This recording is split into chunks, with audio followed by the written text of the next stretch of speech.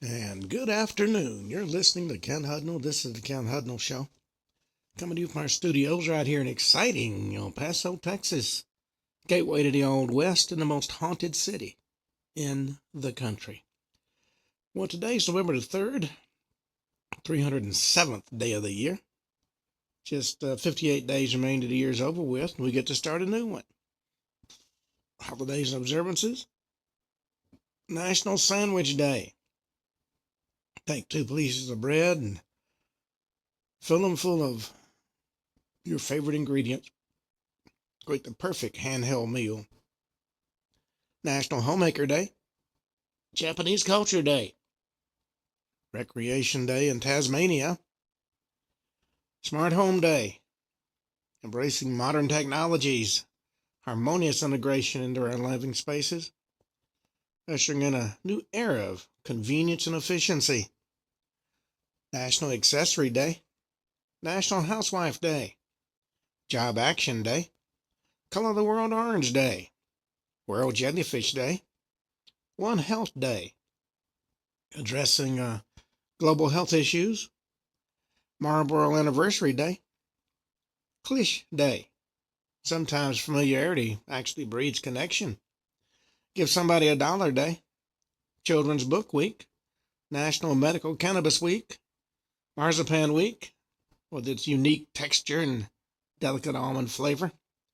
Pushcar Camel Fair. If you need to buy a camel, that's the place to go. Rad Tech Week. National Animal Shelter Appreciation Week. Drowsy Driving Prevention Week. Pomegranate Festival. Artes Mundi. National Patient Transport Week. National Fig Week. Polar Bear Week. World Communication Week. Cuckoo Dancing Week. Great British Game Week. This is for the adventurous foodie. Talk Money Week and Number Confidence Week. Famous people born on this date. Colin Kaepernick, the man who threw away his career. Kendall Jenner, Charles Bronson, and Dolph Lundgren. Well, on that note, let us see what stories we have in the news today. The Alabama governor is not happy. An Alabama shooting suspect is walked free on a $60,000 bond as the community demanded he stayed locked up. But, one of God's anointed decided, oh no, he's had such a poor upbringing, we need to let him go. He's been charged with attempted murder in a shooting that left 2 dead and 12 injured. Bonded out of jail, sparking outrage from community members. October 4th shooting took place just after 11:30 in the evening, following the Morehouse Tuskegee Classic college football game in Montgomery, Alabama. Montgomery Police Chief Jim Grabois said only one of the 14 victims was the intended target, and there were actually several shooters. Started as a result of an individual, one of the 14 injured or killed, who we believe was targeted, was basically an exchange of gunfire. When that exchange erupted, multiple people in the crowd pulled their own guns and started shooting back. Jeverick Whiting, 19, one of the several suspects, including juveniles, was arrested October 16th and charged with attempted murder in relation to the October 4th incident. After being taken into custody, one of God's anointed set the bond at $60,000, which the Whiting was able to post on October 17th through a bail bond company. Following the public outcry, the Montgomery County District Attorney filed a motion to increase the bond, writing the current bond is woefully inadequate. The DA's office noted that Whiting's actions show he's a danger to the community, ought to remain locked up. But unfortunately, God's anointed, who are smarter than the rest of us, decided against it. Well, a Mexican mayor took a hard line against drug gangs, was shot and killed at the Day of the Dead event. He was outspoken in his opposition to drug cartels and pushed for hardline laws against trafficking. Killed in the shooting at the Day of the Dead celebration this weekend. He'd been critical of Mexican President Claudia Sheinbaum for what he saw as a lack of effort to combat cartels. Well, he's out of the cartel's hair now. Linda Saussure tells followers she's going to hold Zoran accountable if Mamdani wins the New York City mayoral race, as if she can do anything.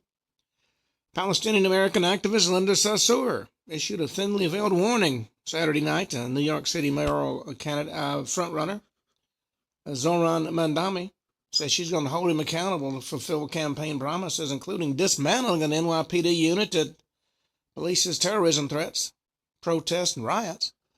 Why don't we just send the police home and let the lunatics take over the streets? Well, let's see. NFL broadcaster Chris Collinsworth makes the government shutdown joke as the Seahawks clobber the Commanders. He's a former Cincinnati Bengals star and NBC broadcaster, made a joke about the government shutdown during the Seattle Seahawks' monstrous 38-14 win over the Washington Commanders. According to Collinsworth, in regard to Washington, D.C., that's a calm place, which got a chuckle out of play-by-play man Mike Trico. Government shuts down set to enter its 6th week. President Trump said in an interview with CBS 60 Minutes he believed Democrats will eventually give in to the Republicans' demands, as the two sides have not been negotiating much at all.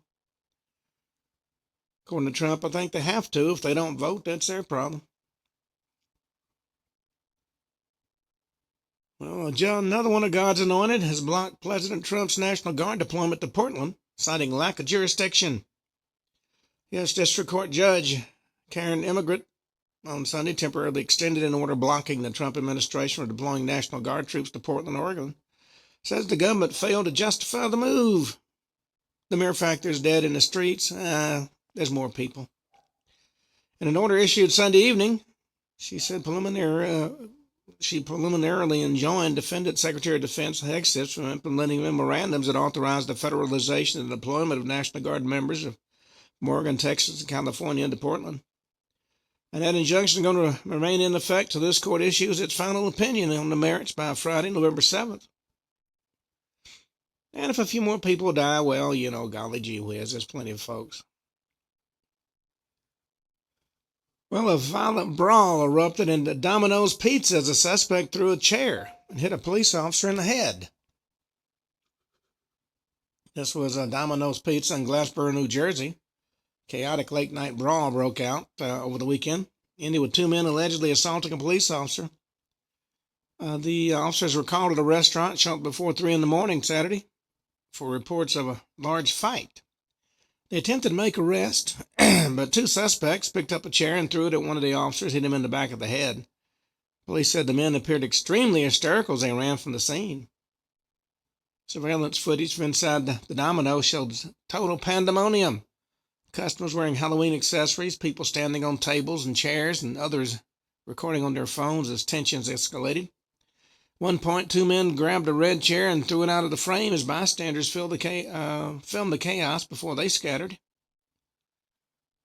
Well, the whole thing was chaos. They never did get control. Well, Representative Thomas Massey is remarried after his wife's death last year. Wife passed away just last year and announced he legally remarried last month. Had a celebration with friends and relatives this past weekend. He's seeking re-election while facing a Trump-backed primary challenger. He noted on the Monday post on X that he and Carolyn Grace Moffa were legally married October 19th. Well, Meghan Markle faces criticism of faking after sharing Prince Harry kiss video during the Dodgers celebration. The Meghan Markle and Prince Harry packed on the PDA while celebrating after the Los Angeles Dodgers won over the Toronto Blue Jays. The Dodgers became back-to-back World Series champions when they defeated the Blue Jays in the 11th inning of Game 7. In a video shared on her Instagram story, Markle, 44, and Harry, 41, were seen watching the game's conclusion with the former Suits actress friend, Kelly McKee Zafin. In this black and white clip that appeared to be taken inside the Duke and Duchess of Sussex's private theater room, Harry and Zafin were seen sitting in chairs, and Markle was heard shrieking excitedly off camera. Well, she's never gotten over the fact she was on TV. Well, archaeologists have uncovered a massive stone ruins from an ancient city that once rivaled Rome for prominence. Archaeologists have recently found a massive stone basin in Italy dating back more than 2,000 years, remnants of a once powerful rival of Rome. It was found in the ancient ruins of Gabi, 11 miles east of Rome. University of Missouri archaeologists uncovered the remains, according to an October 16th University press release. Marcello Mogetta, chair of the Department of Classics, Archaeology, and Religion, estimated the basin was built about 250 BC. It may be one of the earliest examples of large-scale Roman public architecture outside of temples and city walls. And it also demonstrates how a lot of Roman architects were influenced by the Greeks.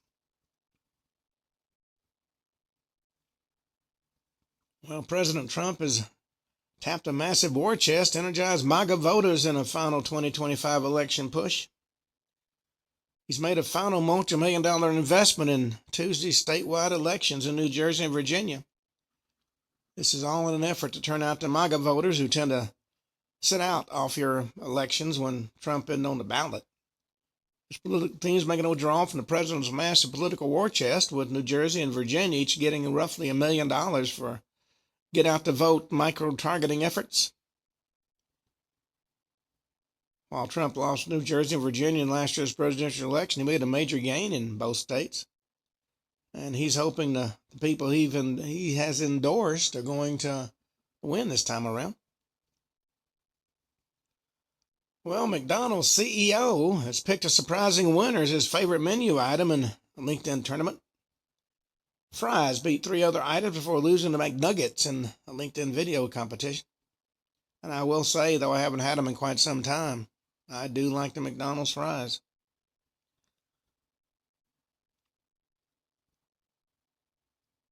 Well, Winsome Earl Sears, who is on the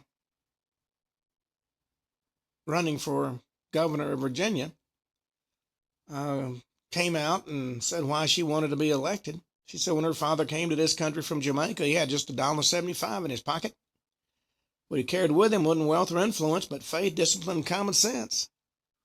He believed that through education and hard work, anything's possible in America. And that is still the rumor. Of course, knowing the right people helps too. Well, the race for New Jersey governor is tightened with the election just a day away. The Citarelli has got 45%, and Vicky Sherrill's got 50%. California farmers push back on Proposition 50 as Democrats eye a new House map. It's a special election up to determine control of the U.S. House of Representatives in 2026. The ballot measure, known as Proposition 50, would allow state lawmakers to temporarily withdraw California's congressional map. Democrats say this move would help them pick up additional seats in Congress. Jenny Halterman, fourth-generation farmer in California's Central Valley, said under the proposed map she would remain in a Republican district, but worries that those changes would affect her community.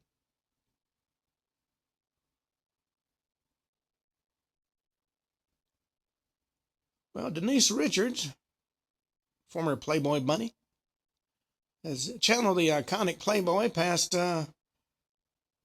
20 years after posing for that adult magazine. Her fans got only treats on Halloween from the reality star. She's 54 years old, paid homage to her Playboy past, and locked a black bodysuit with matching ears for a series of photos that were carried on social media.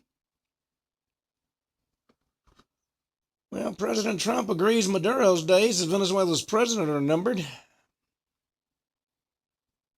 He did a 60 Minutes interview. He said he didn't expect the U.S. to go to war with Venezuela, but defended recent military strikes in the Caribbean. Accused Nicolas Maduro's regime of flooding the U.S. with criminals and agrees that Maduro's days as president are actually numbered. He said the U.S. military has carried out over a dozen strikes on vessels carrying drugs in international waters near Venezuela, killed dozens of suspected narco-terrorists. USS Gerald R. Ford and its strike group have been deployed in the U.S. Southern Command region. That was where I was at when I was in Panama during my by days in uniform. Well, one of God's anointed has run into trouble. Arizona judge has resigned after being caught urinating on the street near the courthouse. Arizona Superior Court judge resigned after allegedly being caught on camera, no less, urinating in public just steps from the courthouse where she served. Police responded about 1:30 in the morning, October 4th, after witnesses saw a woman relieving herself near Montezuma and Gurley Street. That's the same block as the courthouse plaza where she worked. Body cam video obtained by Fox News shows Yavapai County Superior Court Judge pro tempore Christine Schaff Olson pulling up her pants before sitting on a bench. Responding officer said, "This is disgusting." Well, Prince William has called Kate slightly bonkers with her unusual nighttime hobby. Her hidden hobby and a love for the outdoors fuels her rural renaissance and rising popularity with the common folk. Spends her free time bringing authenticity and resilience to her public image. Got a lot of surprising hobbies, the majority of these in line with her love for the great outdoors, according to world expert Helena Chard. She's taken up the newest hobby of meditation under the guidance of renowned photographer Chris Levine. We'll see how long that goes before it becomes an affair. Well, there's questions about whether this is the right time to get a mortgage or not, or should you wait till December. Federal Reserve's lowered interest rates for the second time this year. Whether or not it's going to happen in December is up in the air. President Trump told 60 Minutes it'd be hard to send money to New York City if Mamdani won. He shared his thoughts on the New York City mayoral race in a special interview with CBS 60 Minutes on Sunday. CBS News' Norah O'Donnell spoke with Trump about several high-profile topics, including the ongoing government shutdown, immigration raids, and international tariffs.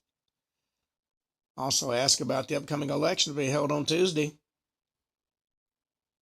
She said, Zohan Mamdani, 34-year-old Democratic socialist, he's the front runner. Trump interrupted and said he's a communist, not a socialist. He's far worse than a socialist. Well, let's see. Well, Dr. Bakary, Dr. Oz, said people talk about lowering healthcare costs, but the Trump administration's doing it, which is a refreshing change. Fastest growing area of healthcare spending is prescription drugs, leading the way is an expensive class of medicines called biologics that's commonly cost up to $200,000 annually.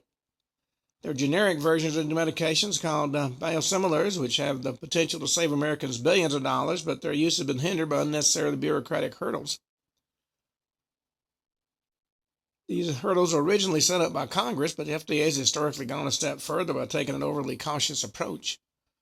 But President Trump is lowering the cost.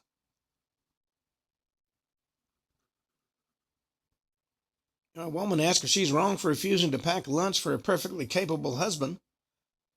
Her kitchen standoff with her husband went viral on Reddit, raised questions about fairness in modern marriages. The wife asked if she was wrong for refusing to pack her husband lunch. She did it for her son, who's disabled.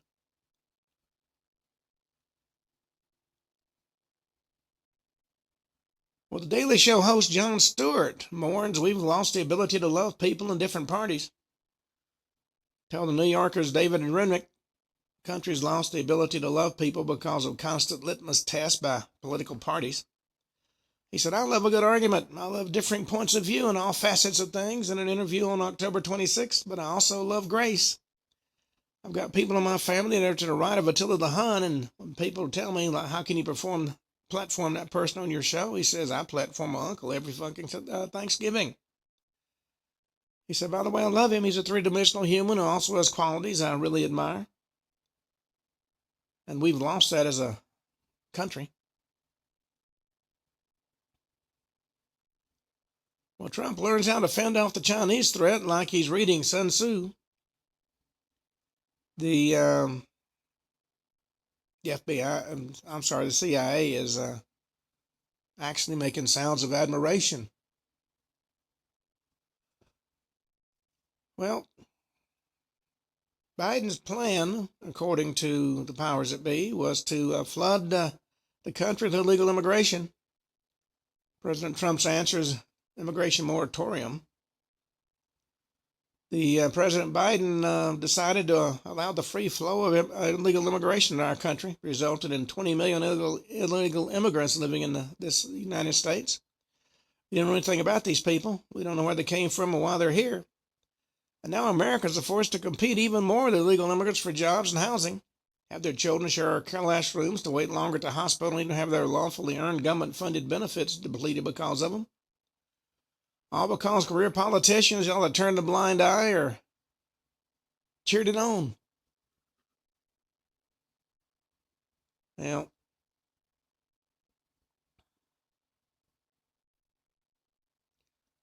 there was talk about Jeff Bezos and Lauren Sanchez actually divorcing after their mainstream wedding, but now they're enjoying romantic dinner dates at upscale Miami Beach restaurants.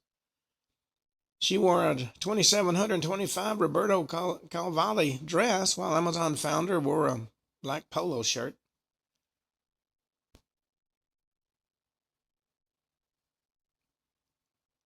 Well, Fox and U.S. vets renew the Make Camo Your Calls campaign dedicated to Indian veteran homelessness. There can be a lot of camouflage seen through Veterans Day on November 11th. Fox is partnering with U.S. vets for the Make Camo Your Calls campaign for the 5th straight year to help end veteran homelessness. Too many American heroes who bravely served our country find themselves sleeping on the streets they swore to protect. But if you walk up and say no hablo inglés, you're showered with every benefit you could possibly want. President Trump says tariffs are critical to national security. Supreme Court prepares a landmark decision. He defended his use of tariffs as critical to national security ahead of a landmark Supreme Court case. He warned the U.S. will not tolerate the mass killing of Christians in Nigeria and refuses to rule out potential military action in Venezuela. Yes, it's going to be a very busy military. Well, a man who many, to include himself, consider an actual god, President Obama's presence and Trump's policies consumed an 11th hour rally to keep New Jersey blue. Enthusiasm was high among New Jersey Democratic voters who flocked to a community college campus Saturday evening to hear from former President Barack Obama as he rallied support for Representative Mickey Sherrill in her campaign for governorship. A lot of folks said, I heard Obama's going to be there. I got to go listen to him.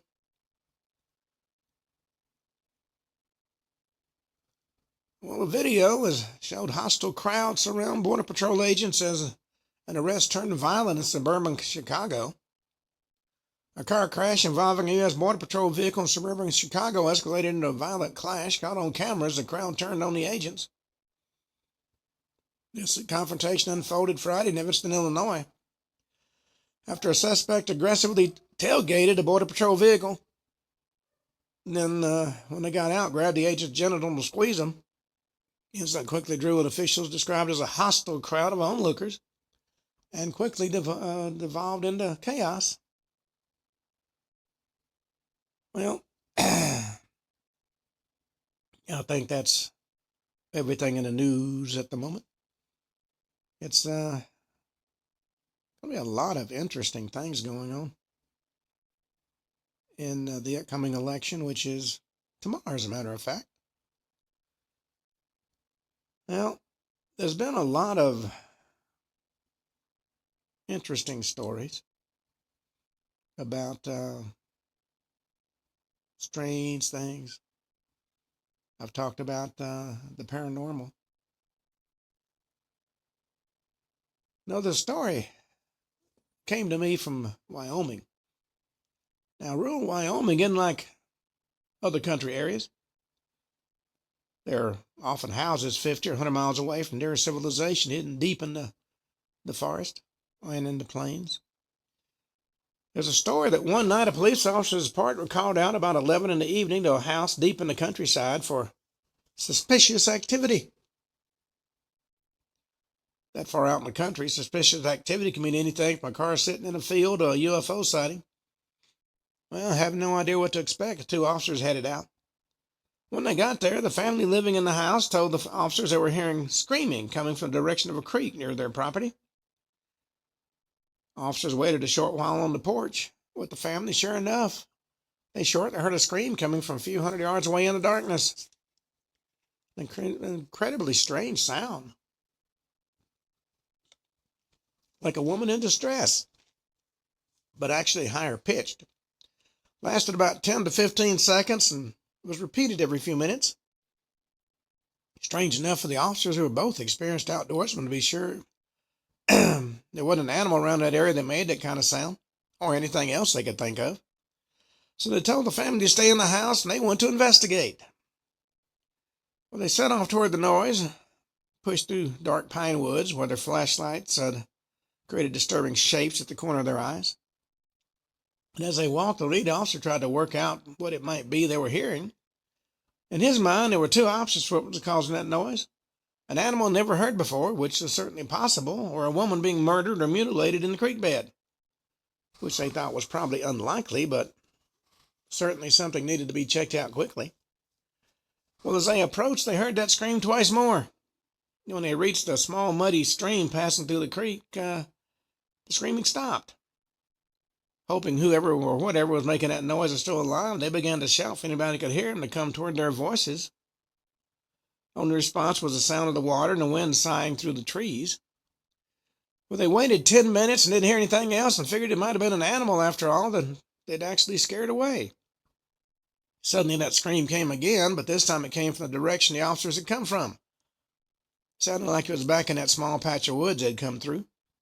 Turning around and going back, they got about halfway back to the house when the scream came again right beside them. At that point, the officers had trepidations and cast their lights around to see who or what was making that noise. They didn't see anything. No eyes shining in the dark, no rustling of bushes or glimpses of something running off, just silence and darkness. Scream came again, back toward the creek, and this time lasted longer and was louder than anything they'd ever heard before. Made their ears ring. It was so loud. Lead officer later described it as sounding almost malignant, as though it wanted them to leave. But they decided to retreat back to the house at that point as the hair rose on their arms. Whatever it was, that final scream convinced them they didn't want to find out. At the house, they told the family to call again if they heard anything, and got out of there as quickly as they could. The lead officer later described the utter silence in the area and how unusual it was, considering during Wyoming summers, especially in wet areas, are always insects and frogs making a racket. But during that whole time, the officers were searching. It was as silent as a grave, and they didn't want to find out what it might be. Well, not all police officers work on the streets of cities. Some spend their time making sure law and order are maintained on military bases as well. Much like in the cities, the night shift for military police is usually a quieter time, especially during the winter months. I remember on nights when I was officer of the day and I had to be out and about, it could get downright spooky. A lot of bases have alarm buildings linked to a central console.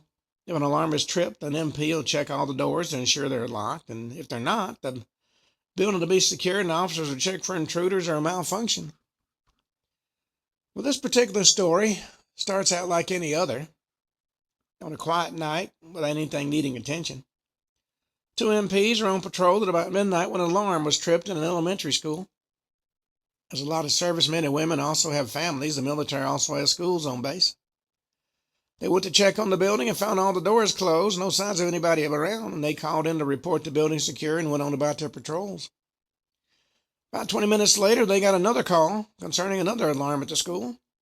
They headed back to the school and once again did a full check. This time, the door leading down to the boiler room was open. Inside, it was dark and dank, full of cobwebs and smelling of diesel fuel from the pipes leading to the boiler. The room wasn't particularly large, and the officers searched it top to bottom, even checking the vents and cupboards in case somebody was hiding in there. Figuring somebody just forgot to lock it, they secured the room, locked the door again, and headed on their way.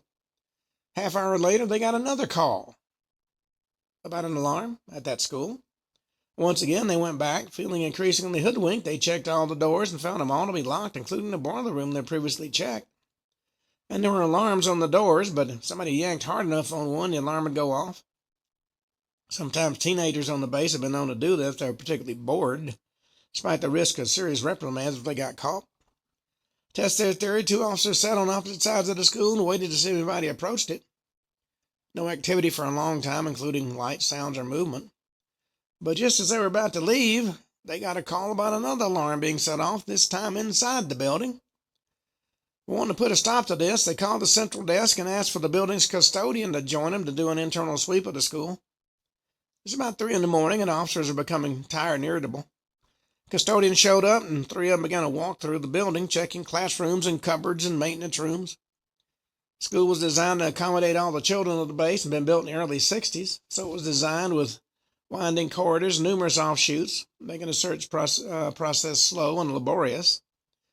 Also, had generations of children passed through it on their way to bigger and better things.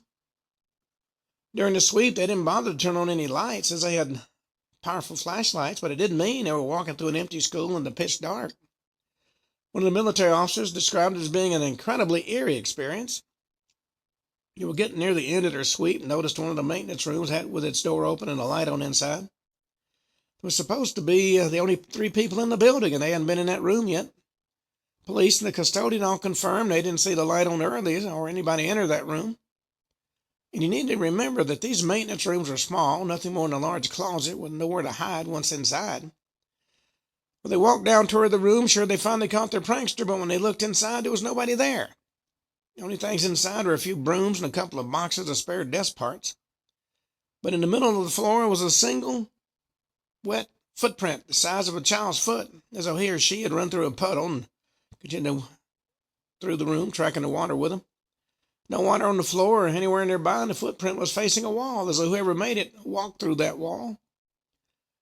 Well, at this point, each man involved described feeling chills running up and down their spines. They stated there were only people in the building, and nobody reported a missing child. Everything was locked, as they had checked the rest of the building in a 3-hour deep search. Nobody entered and nobody left, so the question became, where did that footprint come from? Well, they never found out.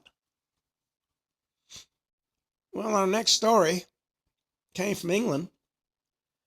The north of England was once a major industrial center, but in the economic focus of the 70s, 80s, that altered, and once prosperous industrial towns were gutted. Not only there were broken down shells of farmhouses and mines and manufacturing plants, and others littering the landscape, a testament to changing times. A lot of folks moved out of these towns to the big cities, leaving a lot of quiet, run-down places. Working as a police officer in these areas can be a dull affair sometimes, especially at night. Because aside from the occasional drunk, it's rare to have any cause to investigate at all. And when the night is quiet, officers often park in a favorite spot to pass the time. And on this particular night, that's what 2 officers did. But they got a little bit more than they bargained for. They weren't just work partners, they were also good friends. They had the same taste in music and the same love of animals and astronomy, which made them being put on night shift together something of a good time being had by all. Been a slow night, no calls at all by 2 a.m., so the officers decided to drive to a remote spot for stargazing and watch nature.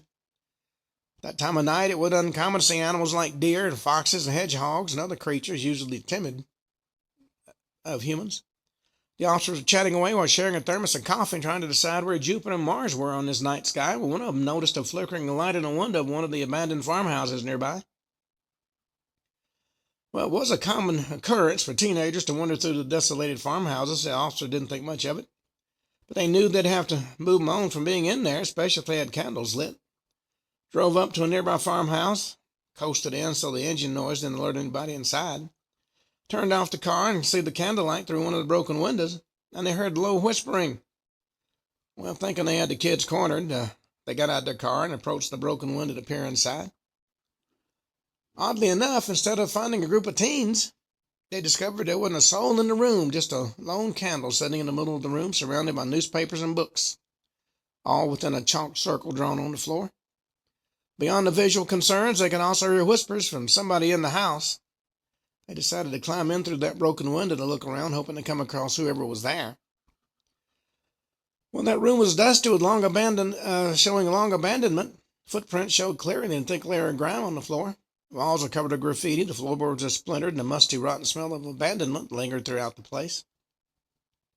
Out of curiosity, one of the officers picked up the newspaper from the floor and found it was from the 1930s. And then they discovered all the others were as well. The books beside the newspapers were journals full of scrawling, foul handwriting of a man and an author's hatred for this man, including how the author planned to murder the man if he didn't get out of his head. Well, feeling a little uncomfortable after reading these texts, the officers called for his partner's attention, and it was an unsettling discovery of their own made. The officer noticed a unique patterned wallpaper, a flowing line fashion that both officers found oddly hypnotic. As the female officer closely approached the wall, she recoiled from it sharply. She saw the pattern wasn't a pattern at all, it was scribbled handwriting. The phrase was, "Get out of my head, Simon, I'll kill us both," was inscribed repeatedly along all four walls of the room. Well, feeling properly frightened and disturbed and still hearing the whispering, they both realized they'd stumbled onto somebody who was both mentally ill and incredibly dangerous. When the officer shouted a warning, his voice echoing in that big old farmhouse. As soon as he shouted, there was a thump and a draw of breath, and like somebody in the next room was frightened by the officer's voice before they heard the hammer of running feet, heavy breathing, and breaking glass. The officers ran through the house to where the noise came from, and from the window they saw a dark figure running through the long grass of the field beside the house. Well, jumping out of that newly broken window, they chased that figure, their flashlights shining on the back of the suspect so as not to lose him or her. This figure led them out into the waist-high grass of the field, running faster than either officer could believe. Suddenly that figure dropped to the ground and vanished. Thinking that person must have tripped on a rut in the ground or something similar, they ran to the last spot they saw that figure, suspecting to find somebody on the ground, and they were ready for a potential fight. Instead, they discovered nobody was there. Clear trail of trampled grass from that figure's running up to that point. Patch of crushed grass where he or she went down, and then nothing. The grass near the patch was undisturbed, and the officers would have noticed the suspect doubling back as they were close behind him when he or she dropped to the ground. Convinced they'd somehow missed the suspect escaping as they approached, they called in a canine unit to help them track the suspect. And with that canine unit, initially all went well. The dog picked up a strong scent and led him down the path that the suspect had taken, pulling at its harness eagerly. When the dog reached the flattened patch where the suspect disappeared, instead of following the scent of the figure, the dog sat in that spot whimpering, unable to go any further. No amount of cajoling or persuasion would get the dog to move, so the canine officer decided the dog had assisted as much as possible. Well, disturbed by this particular experience, the original officers decided to do a sweep of the house again, just in case. When they got back to the room they'd first climbed into, they discovered something that sent chills up their spines and made them leave the house without any further investigation. The candle, the newspapers, and all the books were gone, and despite the dust covering the floor, there were still only the officers' own footprints on the floor. The officers, as well as the dog unit, had been milling around the house for a while as they investigated the house and the field, and it would have been impossible for somebody to not only have returned to the house, but to collect all those items and vanish without a trace. And maybe the creepiest part of it all was the fact the writing on the wall was still there. It seemed to whisper to them its one message again and again and again. The officers left the house, never came back, stating in the report they lost the suspect in the field with no further investigation. So what did they stumble onto that night? Nobody's been able to explain it. Soon afterwards, arsonists burned down the farmhouse, and whatever secrets it's held were reduced to ashes. Normally, paranormal activity can be creepy and occasionally terrifying, but it usually does not result in active harm being done to people. Even poltergeists tend to move things when people aren't home. But that wasn't the case in Santa Maria, California in the mid-'80s. There was a series of reports of strange sightings and incidents in the countryside. A lot of residents reported seeing a tall man standing outside their homes. A couple of these homes have been broken into recently. Incidents came to a head when a homeowner called the police late one night, frantic and terrified. Told the operator there was a 7-foot gray-haired man standing outside his house trying to get in. Now, unfortunately, the call came from a man known for being a bit of a drunk, so he wasn't taken too seriously at first. But a patrol car was dispatched as required. Operator stayed on the line with the caller trying to find out more information. And the caller got increasingly scared, claiming the gray man was watching him through his windows and wanting to hurt him. Concerned, the operator asked the caller to describe the man. All the caller would say is he was tall and thin with large head and huge black eyes. Thinking the caller might be in danger, the operator instructed the caller to lock himself in a room till the officers got there. As the operator was giving the instructions, there was a loud buzzing noise over the line. It grew increasingly louder and louder before the caller screamed and the call was cut off. The operator immediately sent a word to the officers en route to expect violence on the scene. The officers, a male and female team, arrived a short while later and inspected the house. It was an old wooden 2-story house with a whitewashed exterior which was peeling due to UV exposure and a dried-out yard out front. Nobody outside the house, any sign of somebody hanging around. As they approached the house, they could hear the caller screaming horribly from just inside the door. They shouted through the door, explaining they were the police and were coming in. And then they found the door completely jammed when they attempted to open it. In their report, they stated the door wasn't closed by a lock, but more like it's being held shut by somebody or something inside the house. Suddenly, a loud buzzing sound started in the house, growing louder and louder while the man's screaming increased to an ear-pitching tone. Realizing they had to get inside the house one way or the other, they decided they were going to break in. They took turns kicking the door, but were rebounding off it as though it was reinforced, even though it just seemed to be a simple wooden door. Eventually, they managed to break the door down, which halted the buzzing and the screaming. Well, they stepped inside and found the man wasn't on the other side of the door. What they found instead was blood splashed on the floor and the walls and strange-looking bloody footprints. Well, drawing their guns, they entered the house carefully, checking every corner and room, and upstairs they heard something moving about and somebody trying to yell, but someone or something muffling that person's yells.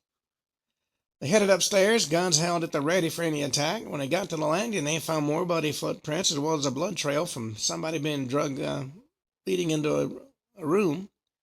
Behind that door, they could hear the muffled voice. They opened the door and found the homeowner tied up and gagged, covered in urine, eyes bulging in terror. The officer said the man was covered in cuts as if tracked with a razor, except done with specific purpose. The cuts surrounded his eyes and followed the lines of his organs and vitals as though whoever cut him up wanted to set apart the areas. He appeared nearly insane with fear, babbling and barely making any sense. When they ungagged and untied him, he broke down sobbing, thanking him for saving his life. He said the gray man wanted to take him away. Investigators later said the caller was in the room for at least 4 hours. Nevertheless, there was no sign of forced entry, fingerprints, or any other signs of somebody else ever being in that house. The only thing they found were the strange footprints in the blood that couldn't be identified. The man attacked also said he called the police 5 hours before they showed up and was informed by the operator the patrol was on the way. The officers reported it only took 30 minutes for them to get to the house from their previous destination, about 10 minutes to find the man once they arrived there. Somehow those officers lost over 4 hours from arrival to discovery. Well, surprisingly, or maybe not so surprisingly, the man committed suicide a few years later, leaving a note behind describing how they wouldn't leave him alone. Warned the officers who found him they were after them too, but also thanked them for rescuing him. Those officers since reported feeling like they are being watched occasionally, especially on the darkest of nights. You never know when you're going to run into a strange character. Well, late one autumn night when the rain was coming down outside, creating rivers in the street and churning up the garden soil, the muddy quagmires, an elderly woman phoned the police about a ghost in her house. She claimed she could hear footsteps walking around upstairs, even though she lived alone. It was a common occurrence. Fairly sure there was nothing wrong besides an overly worried old woman, and a car was sent to her place to check out on her anyway.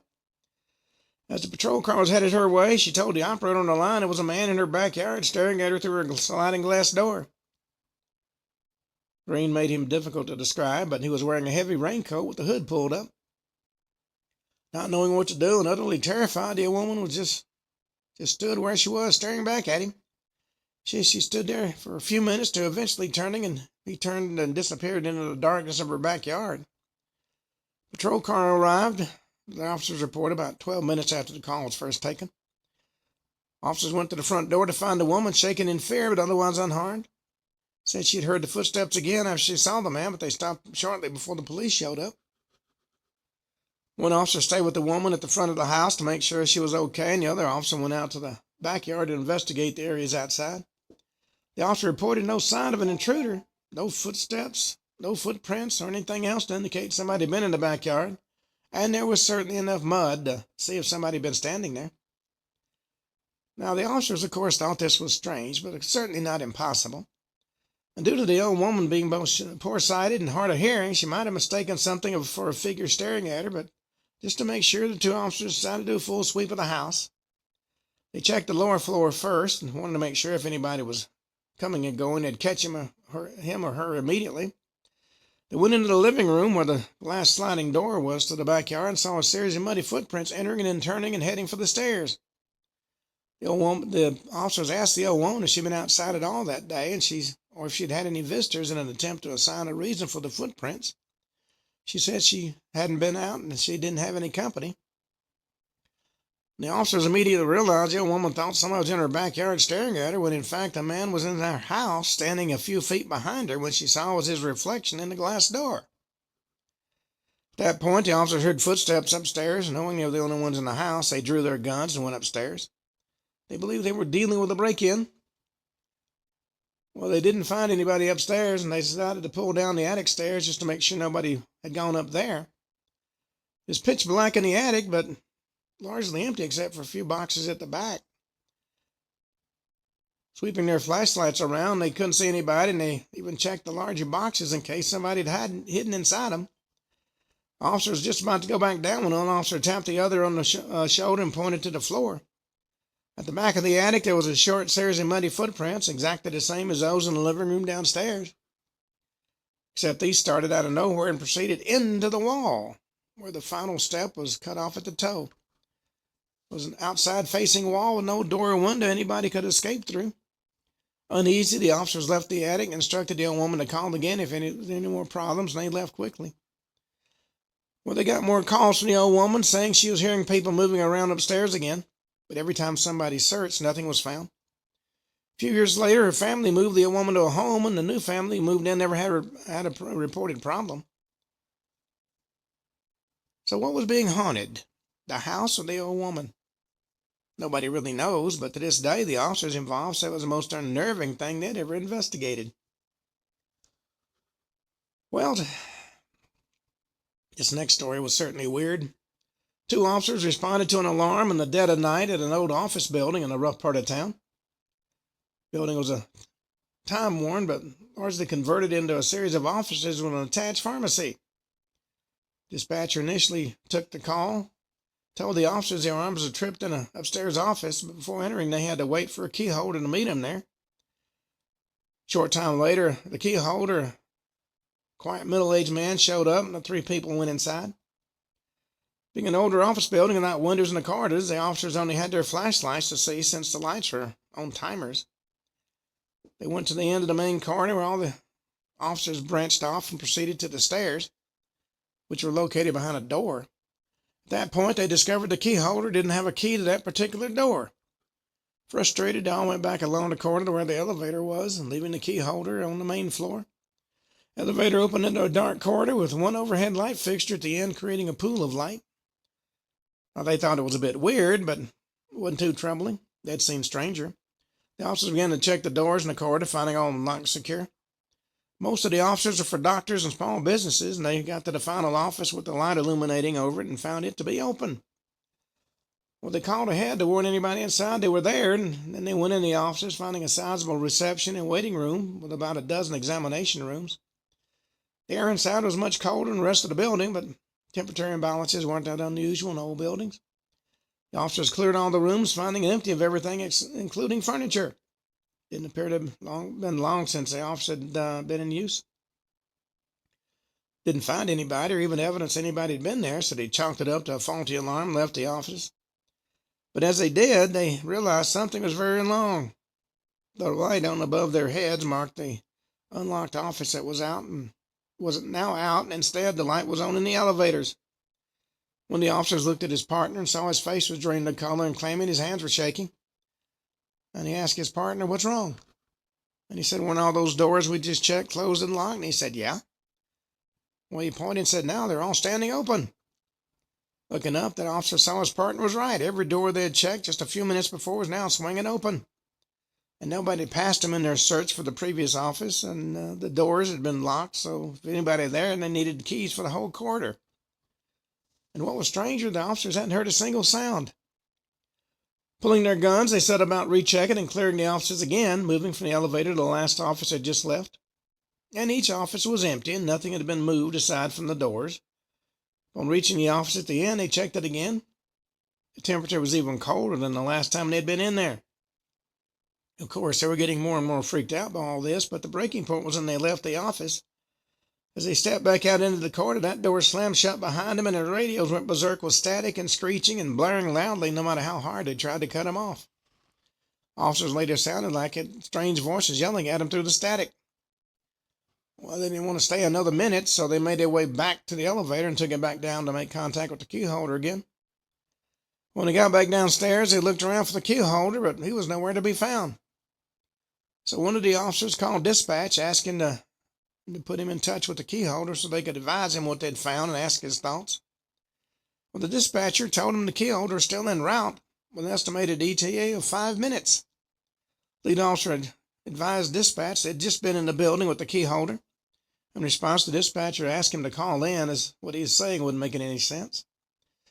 Well, they found a phone, and the officer did so, and the dispatcher told him there was no way they'd been out with the key holder already, as the alarm company originally made the call and only just managed to get a hold of him.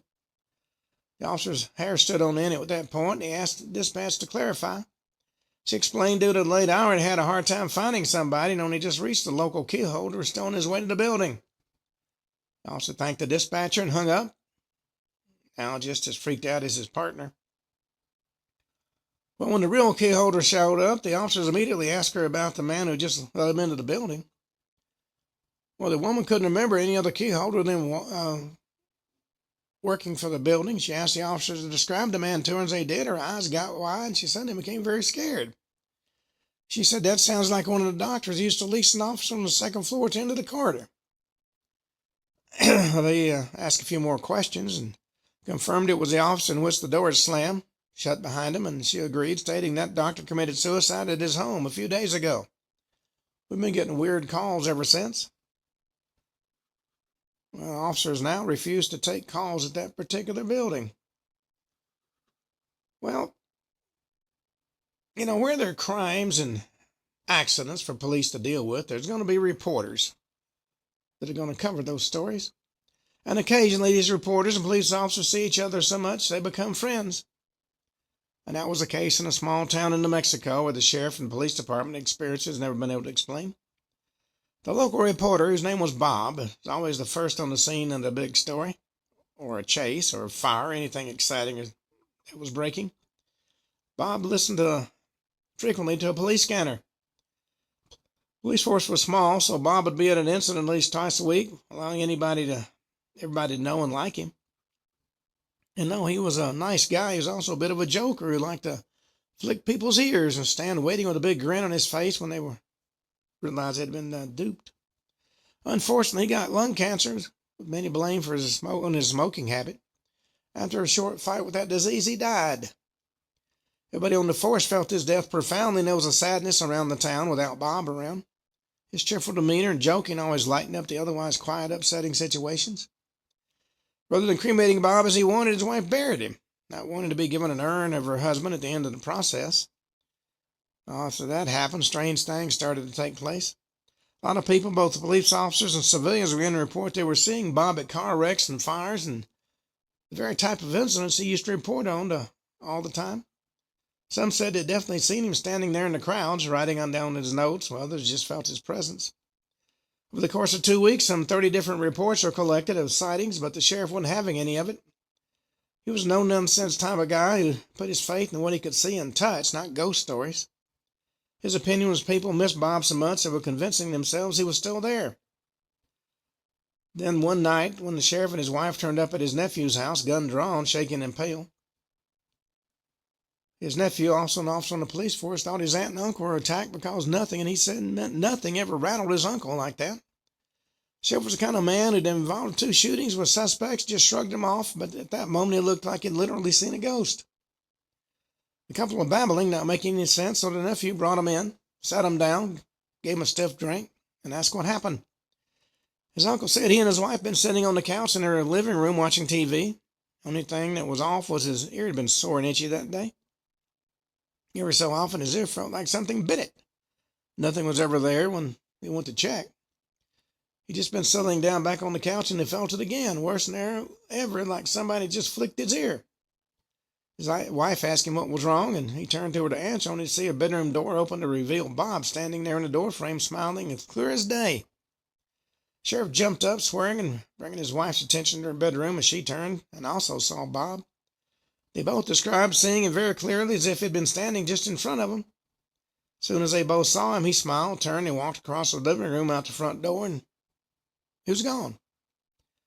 After a moment of utter disbelief, the sheriff ran to his room, grabbed his gun, and sprinted out his front door to find Bob, even though there's no trace he'd ever been there.